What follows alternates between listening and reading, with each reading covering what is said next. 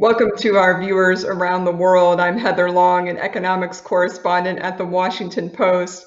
I'm thrilled to be joined today by Jason Furman and Jared Bernstein.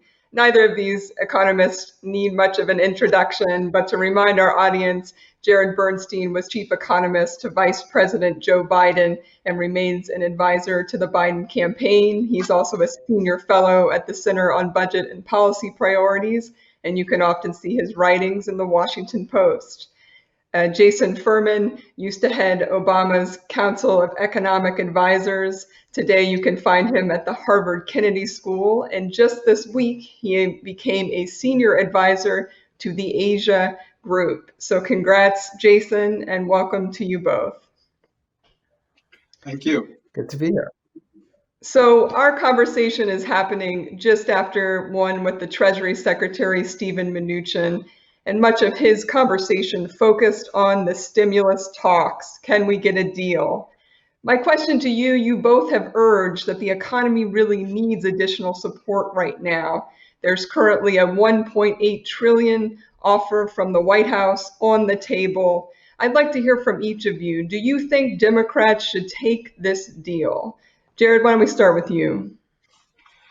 Well, I'm always going to be very hesitant to second guess Nancy Pelosi, who is a very masterful negotiator, tends to be playing chess while others play checkers. So there's that. And in fact, I do think you have to think about this from the perspective of not just economics, but political economics.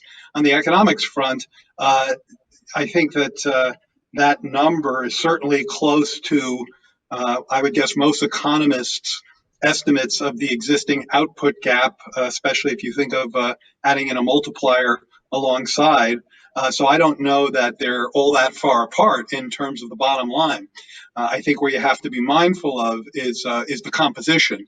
And it's really, really important. By the way, this is something that Joe Biden would consider a very high value input at this point, that the components be very high multiplier kinds of programs. By that, I'm thinking of enhanced unemployment benefits, nutritional support, state and local fiscal support, which Republicans have been very reluctant to get behind.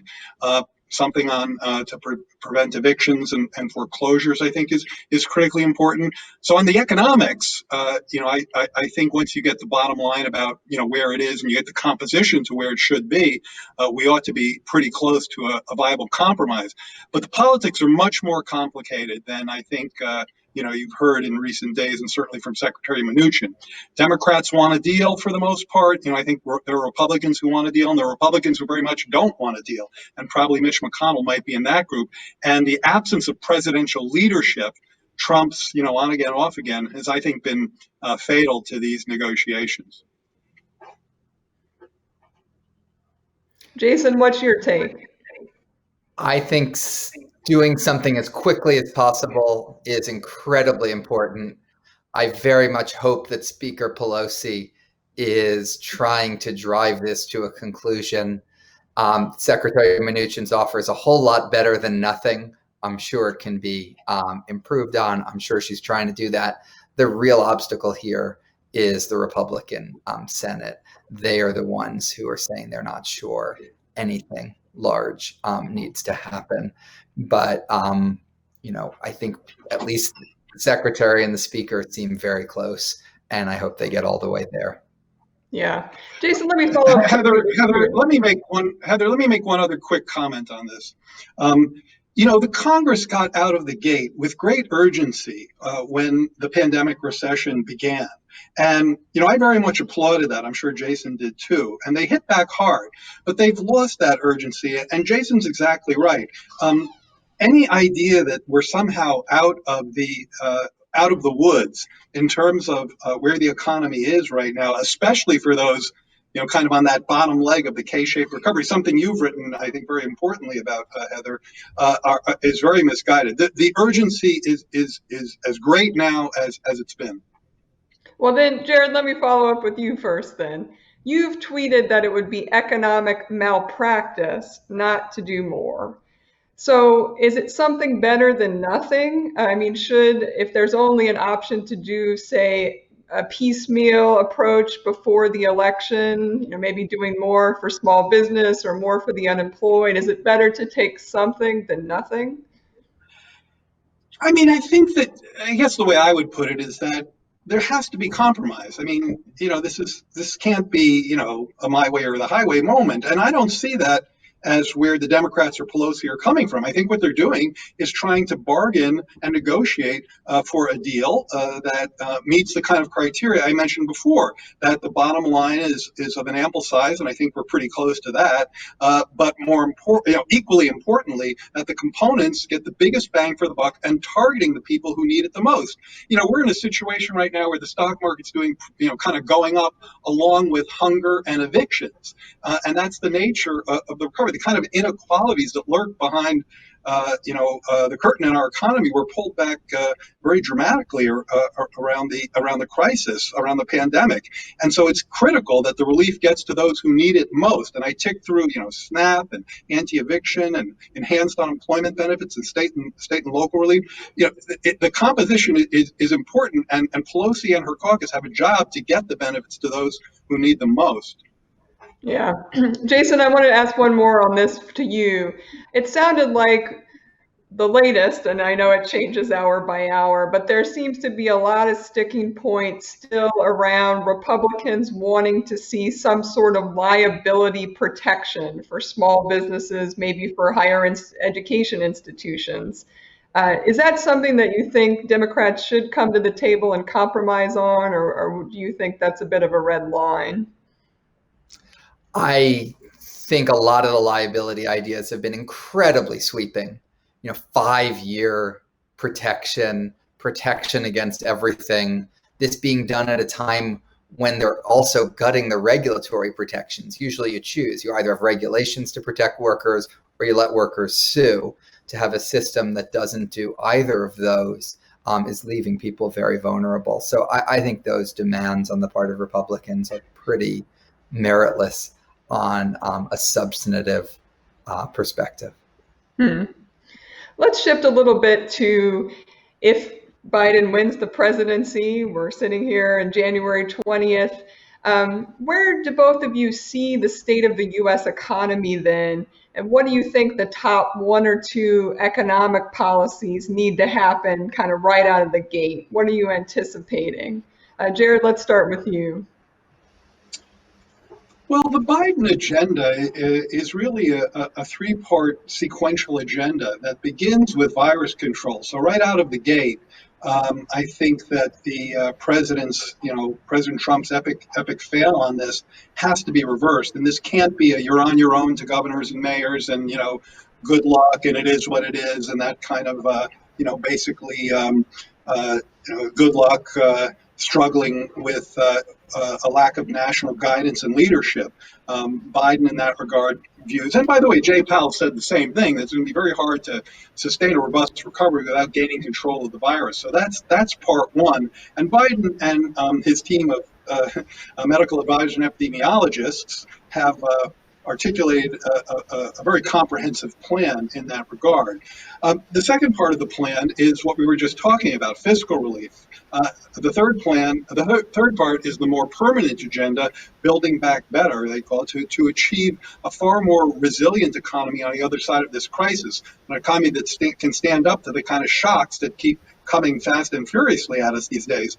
So, kind of a key answer to your point, I think, is will the output gap or the gap between where the economy is and where it should be, will it still be of considerable size in Q1 of next year? And the answer to that is an unequivocal yes. It'll still need precisely the kinds of stimulus that Jason and I were just talking about. And once that fiscal bridge is kind of gets us to the other side of the crisis, that's when the more permanent agenda kicks in. I think probably at some point it might be useful to have a discussion about the different financing kinds of initiatives that Biden envisions for the more temporary kind of fiscal bridge to the other side of the crisis and the more permanent building back better side of the agenda. Yeah. Jason, do you want to weigh in on kind of where you see things in January, February, March? Yeah, I mean, I think the trick is one, you need to act really quickly because we will have, unless this bill comes together now, we will have this huge air pocket that's developed in the economy. And the second thing is you need to stay with it as long as you need to. The labor market recovery, the first part of it was very fast, but that's just because people were going back to their old jobs. There's still 11 million jobs short. That's going to take a long time. Even with the very best policies, that's still going to take a while. And so making sure that whatever you're doing lasts as long as necessary. I like the idea of triggers that automatically link assistance to the unemployment rate. But it could be several years before we get anything resembling a complete labor market recovery.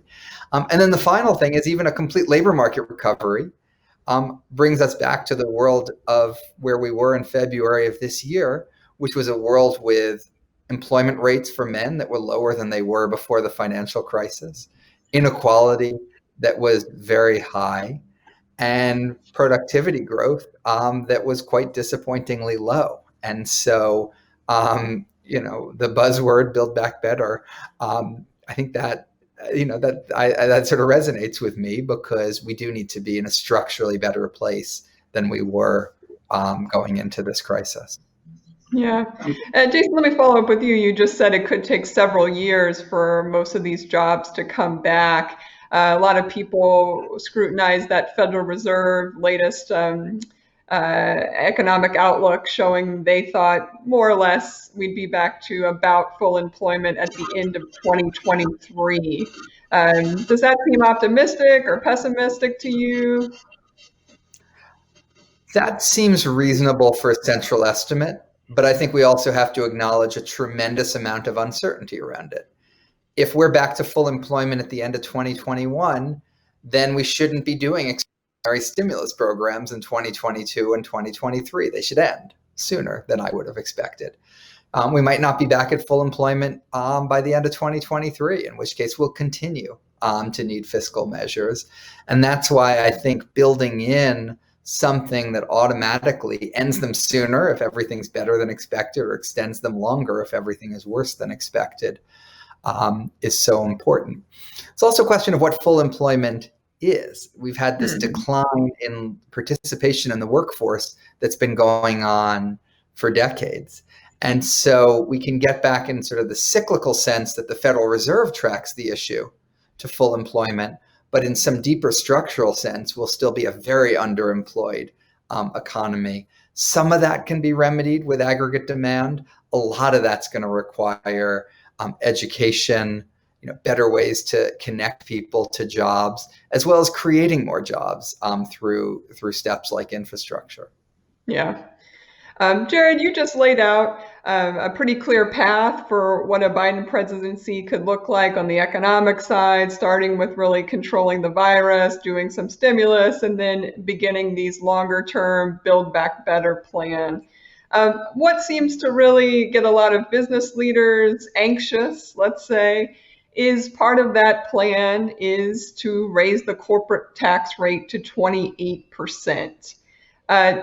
Is that something that you think is reasonable to do in year one, even if the economy is still not back to full force? Well, it's a question that one gets a lot, and I think I'm not going to litigate the timing of that set of policies. I think the timing of the fiscal relief plan, the timing of virus control and fiscal relief are very much baked in the cake. And as Jason said, they both got to happen extremely quickly. In terms of the pay-fors, I think the thing to remember there is that, if you talk to Joe Biden about this, he doesn't separate out the pay-fors and what they're paying for. And so Jason's last response, was very important in the part about getting back to full employment. You said something about full employment in 2023. Well, the Fed has full employment in 2023 as 4%. I consider that, demonstrably at least a 0.5% above full employment, because we know we sustained 3.5% before the crisis. So what Jason said is true. We have to push through policy because aggregate demand on its own won't get there. And he listed a few good ideas, but there's also, I think, direct job creation and deep investments, which takes us to the Biden plan. So deep investments in childcare, in elder care, in housing, in clean energy, in public transit, in renewables, and so the pay-fors are highly progressive tax increases that don't kick in until over 400,000 AGI, except for the capital gains, taxing capital gains at the personal income rate, which doesn't kick in until over 1 million AGI. So to get to the pith of your question, when you're talking about the kinds of negative supply side or behavioral effects that economists worry about when it comes to tax increases, you have to think about what these taxes are and where they're targeted.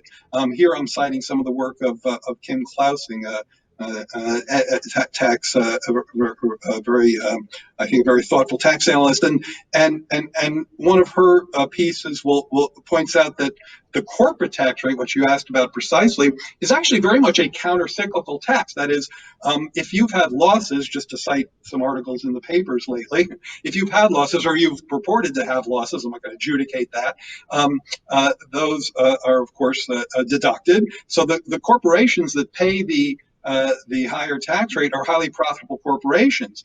And what the public finance literature in this space shows in recent years is that the vast majority of that taxation has actually been on excess profits. And on excess profits, then none of those negative behavioral kinds of effects kick in. So not going to litigate the timing here, but you also have to remember where those taxes are targeted and the relationship of those targets and the kind of effects folks are worried about.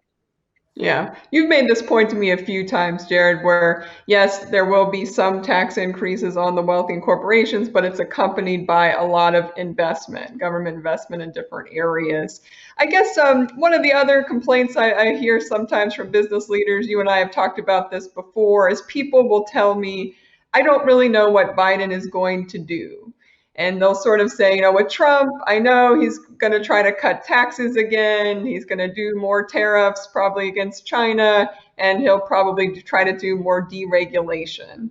What's the 3-bullet point takeaway from the Biden plan, the Build Back Better plan? What should business leaders have in mind for Biden? The Build Back Better plan will result in a more resilient American economy on the other side of this crisis, resilient to shocks, whether they're climate shocks or pandemics or the kinds of problems that Jason was talking about earlier regarding inequality and a creaky unemployment insurance system and healthcare system. The Building Back Better plan, through clean energy investment, through investment in middle-class households, in their opportunities, in their education, through a racial equity agenda, will make sure that the middle class gets reconnected to the economy on the other side of this crisis in a way they haven't been for decades on end. Yeah, All right. Heather, can I just Jump sort of in. take the last two questions super quickly? One, the idea that you might see more uncertainty under President Biden is just, have you been watching the last 4 years? It's been just one constant amount of uncertainty, unpredictability, lurch even within the same hour, go big on this, go small, etc. So I just think in everything, life will just be a whole lot calmer. On the taxes, just to put some numbers on it, these aren't, exact numbers for the Biden plan or anything like that. But in gross terms, maybe a couple $100 billion, call it $200 billion of tax increases in the first year. A stimulus would be, I don't know, 1.5 trillion, 2 trillion, 2.5 trillion. And the bang for the buck on the stimulus would be much larger than the bang for the buck on the tax changes. Moreover, as Jared said, the tax changes are themselves paying for other stuff that also has higher bang for the buck. That's why every estimate I've seen shows that the Biden plan would be expansionary and add to economic growth for demand side reasons in the first couple of years. And even the American Enterprise Institute finds that longer-term negative supply side effects are minuscule. So, I don't think we should let some bogeyman about the tax thing. It doesn't come close to making sense with the numbers being talked about, the idea that it would be contractionary. The whole plan would be very expansionary in the short run. Jason, I want to follow up on that. You obviously wrote a Wall Street Journal op-ed this month that got a lot of attention, making some of these arguments, but you also said you hope that Biden will refine his tax plans to, quote, do more to encourage investment, business investment. Can you say a little bit more about what you would like to see there? Yeah, on the corporate tax, first of all, I think, the Biden plan is better than our current plan. It raises more revenue. That's why we have a tax system. The tax system is failing in that basic job. A 28% corporate rate isn't too far from what the main advocacy group for big businesses, the BRT, was calling for. So I think his plan is perfectly fine, perfectly good. If I could make a friendly amendment to it on the business side, I would let businesses expense their investment, and I would eliminate their ability to deduct interest. The first one would encourage new investment, but not give a windfall for decisions made in the past. The second would close a loophole that's already there in the tax code that overly favors debt-financed investment, leading to increased leverage and financial fragility. If you made those changes, the corporate tax plan would raise about the same as what it does now. Those two go in opposite directions. This isn't more or less, but I think it would make it more pro-growth. If you don't take my idea, I'd still support it. I want to ask you both briefly about the deficit. It comes up in almost any economic discussion. And obviously the government's spending a lot of money right now to fight this COVID crisis. And Fed Chair Jerome Powell has pretty much told Congress to, quote, go big. But whoever takes in January for the next 4 years, is there a limit on spending? How does sort of the next administration need to think about what limits there are to spending going forward? Maybe I'll go first, Jared. I was going to say, I think Jason's work in this space has been really, really superb. So you should go first, and then I'll go. Okay. Yeah, we have to think about fiscal policy differently than we used to. Not because of a new theoretical discovery from some brand new theory or something like that, just because the same old models and old way we were thinking about it included a really critical parameter, which was the interest rate. And interest rates, real interest rates right now, are negative. And so that should profoundly change the way we think about fiscal policy. It means you can sustain a higher debt level while still paying relatively little in interest. It means that you don't need to worry about crowding out business investment. And I think it gives us a lot more fiscal room than we thought we had 20 years ago. Is it infinite amount of room? Definitely not. There's some limit you have there somewhere. Personally, I'm obviously not speaking for anyone here. If the debt to GDP stabilized at 150% of GDP, I think that's quite fine. I think with the interest rates we have now, that's sort of the equivalent of stabilizing at, 50% of GDP 20 years ago. And I'd be very comfortable with that. There's some small adjustments we need to make to get ourselves there. I don't think we need to be in a hurry to make those adjustments. I think we need to be in a hurry to get economic growth going again with a stimulus plan. I think we can pay for a lot of the other priorities. And then if more adjustment needs to happen, we can get around to that. Yeah. Yeah. Jared, I feel like. Oh, go ahead. Be brief. That's not easy, but I'll try. I think if you look at the fact that the most recent projection from the Congressional Budget Office actually has debt service as a share of the economy lower in this most recent forecast than in the previous one, and the previous one did include 15% of GDP more debt that comes from the relief and stimulus packages so far. So you basically have the most important variables kind of screaming at us to do what it takes to deficit finance a stimulus package to build to get back on a path towards full employment. So we all agree with that. I just want to underscore something Jason kind of alluded to, which is, and this gets back to the tax discussion before, the problem with the tax system in the way it was broken by the Trump administration's tax cut is that as we were closing in on full employment before the crisis, revenues as a share of the economy were going down, not up. We'd never entered a downturn with that kind of thing going on. And the reason is that Trump tax cuts broke the linkage between a growing economy and revenue flow to the Treasury. The Biden plan begins to correct that critical fissure, and it reestablishes a relationship between permanent financing of programs that must be sustained in areas like childcare and education and green energy. That's not a temporary program in Biden's mind. That's a permanent program. And if you want to sustain your permanent programs, you have to pay for them.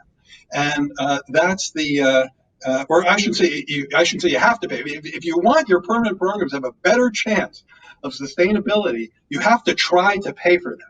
Now, to be very clear, if we are in a world where Congress, members of both parties sit on their hands, refuse to ever raise taxes again, which I think is, again, another example of political, in this case, fiscal malpractice. Joe Biden and Kamala Harris going to sit on their hands and go home for 4 years? Of course not. But their bold efforts to try to pay for their sustainable programs in highly progressive ways, I would call a relinking of the economy to our fiscal accounts in a way that was broken by the Trump team. Yeah. All right. Our time is short. I want to try to get two more in. The first one is maybe more of a big picture one. In 2016, President Trump campaigned very successfully on appealing to the forgotten man and woman and really highlighting the plight of Americans without college degrees and their slipping prospects in this economy. Is there an equivalent to that in 2020? Obviously, we're in the midst of a really deep recession. Kind of who does economic policy need to be thinking about today?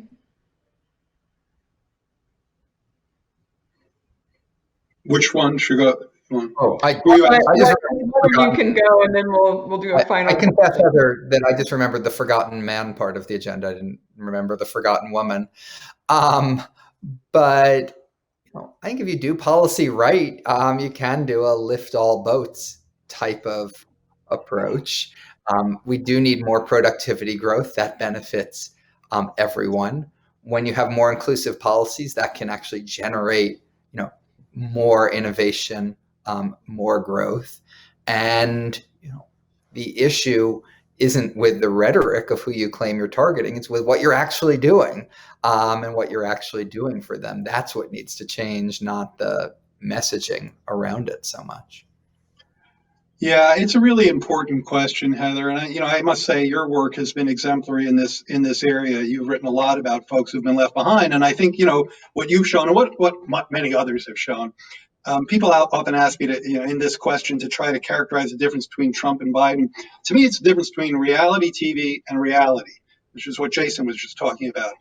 Trump, I'll give him credit for identifying a lot of folks who've been left behind, a lot of people in places who've been left behind by politicians on both sides of the aisle for not just years, but decades. But not only has he not helped them, he has hurt them. His trade agenda, his failed trade war, which I argue is a lost trade war, put manufacturing in a recession before the pandemic. It's hurt farmers. It's hurt the Midwest. Our trade deficit is at a 14-year high, contrary to what I just heard Treasury Secretary Mnuchin saying. So, as Jason was saying, it's not a matter of identifying folks who've been left behind. Both candidates do that. It's a matter of having an agenda that will actually reach them. Trump's done a great job of pretending that he had such an agenda, but the con is over. People now see that he doesn't have the policy either ideas or acumen or governance skills to get that through, and Joe Biden does. So to me, that's the most salient difference. Mm-hmm. And lastly, you're both known as economists, but I'd like to end by asking you about your non-economic passions. Jared, you got your bachelor's degree from the Manhattan School of Music, and I only recently learned that you're still pretty active as a musician. I'm curious, are you still playing the bass or a different instrument? And I understand you've written a Build Back Better song. Maybe you can give us one of the best lyrics from that song. And Yeah. Jason, hold on, Jason, for you, you've developed quite a following for your book reviews on Goodreads. You're a very active reviewer of both fiction and nonfiction. I'm really curious with fiction, how that plays, how does reading fiction at all play into your economics and economic worldview? And if you have any good recommendations for our Milken audience. Jared, we'll start with you. Well, if I were a better musician, we wouldn't be sitting here talking today, if I'm being honest. So there is that. But I did, myself and my colleague Sue Mascaleras from my old musical days, wrote a song called Building Back Better, just to pull, an idea out of the air. And I will put it on my Twitter feed, a link to a great performance of that song. I'll put it on my Twitter feed when we're done here, which is Econ Jared. So let me kick it over to Jason. So fiction is a wonderful thing. When I was working in the White House for 8 years, I read Don Quixote 2.5 times during that 8-year period, and the tilting at windmills and all the absurdity that went along with it helped one better understand and appreciate Washington. If you haven't read Don Quixote, I don't think the world has moved on from the absurdity that Cervantes was documenting then that's around us now.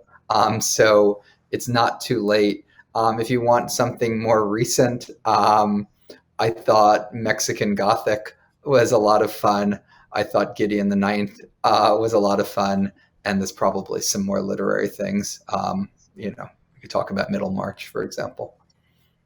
Wow, reading Don Quixote in the White House is impressive. I could barely do it in college. Thank you both for a really rich discussion. I encourage people to follow Jared and Jason on Twitter. They are great tweeters with amazing charts. And most of all, you can also catch Jason. He has a Harvard Kennedy School, I believe it's an executive education course coming up that you can still sign up for on the COVID-19 economy and policy reactions to it. Thank you again, and have a nice afternoon. Thanks, Heather. Thank you.